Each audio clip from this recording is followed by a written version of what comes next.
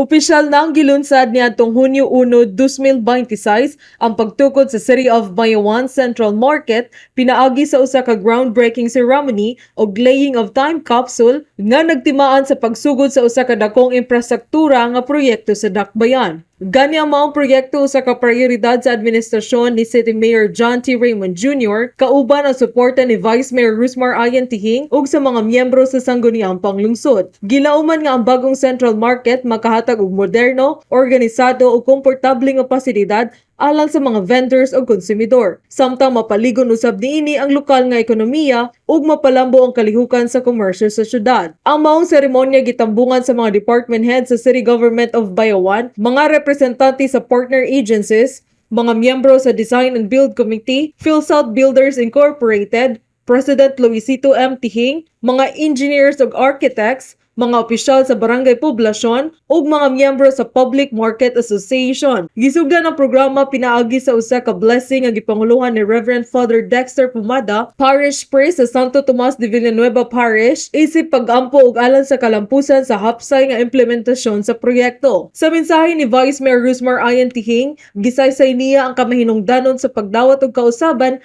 isip bahin sa kalambuan.